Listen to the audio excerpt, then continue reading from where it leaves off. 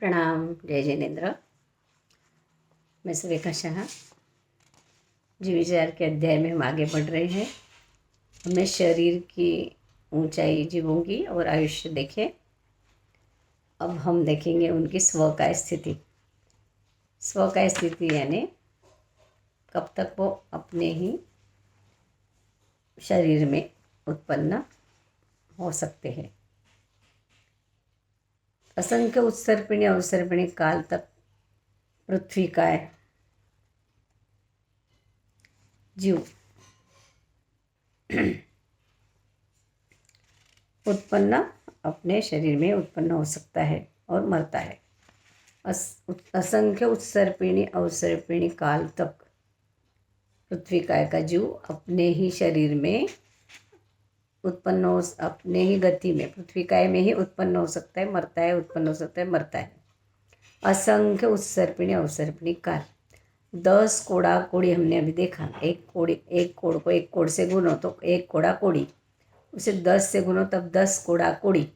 साग्रोपम, इतनी एक उत्सर्पिणी काल यानी सब उसमें रस कस बढ़ता बढ़ता बढ़ता जाता है आयुष्य। और अवसर्पिणी काल सब उतरता, 500 धनुष्य की काया, 450 धनुष्य की काया और आखिरी महावीर स्वामी भगवान की 7 हाथ की काया, ये अवसर्पिणी काल।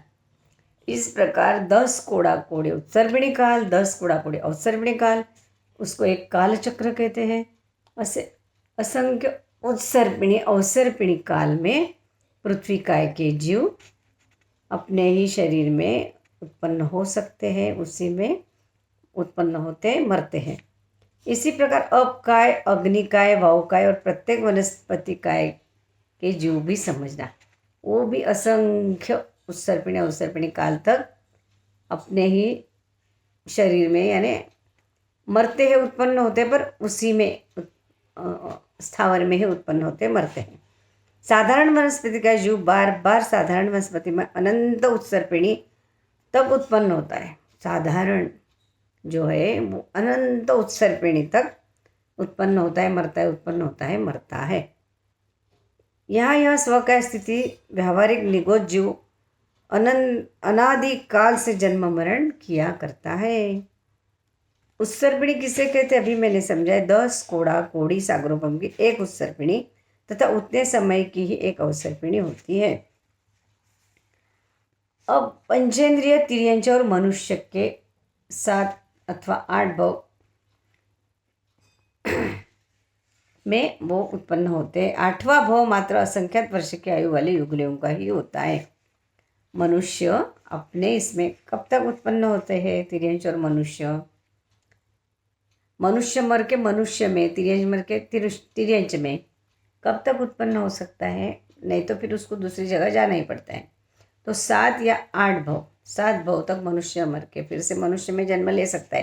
तिर्यंच मर के फिर से तिर्यंच में जन्म ले सकता है। मनुष्य 8वां भव युगलिक के हिसाब से बोला है मनुष्य को। 7 या 8 भव मनुष्य बन के मर के मनुष्य बन सकता है। उसके बाद उसे कहीं भी दूसरी जगह गति में जाना पड़ता है। 8 से अधिक भव नहीं कर सकता। संख्यात वर्ष की आयु वाला ही करता है। 8वां भव वो करता नहीं, कर सकता है। तथा यदि कोई पंचेंद्रिय तिर्यंच एक जाति के भव करे तो भी 7 ही कर सकता है। तिर्यंच जो है वो भी, यदि अलग अलग पंचेंद्रिय तिर्यंच हो तो भी 7 ही भव करता है। परंतु यदि किसी को 8वां भव करना पड़े तो युगलिक तिर्यंच, गर्भज, चतुष्पद और खेचर का ही भव कर सकता है। युगलिक का मतलब तिर्यंच भी युगलिक का ही 8वां भव कर सकते हैं और मनुष्य भी युगलिक का ही 8वां भव कर सकता है। दूसरा कोई भी भव नहीं कर सकता, क्योंकि करोड़ पूर्व वर्ष से अधिक आयुष्य वाला ही युगलिक होता है।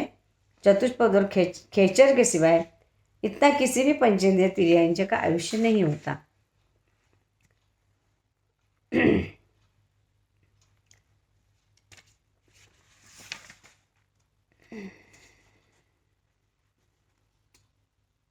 और नारक और देवता वो अपनी काया में उत्पन्न होते ही नहीं।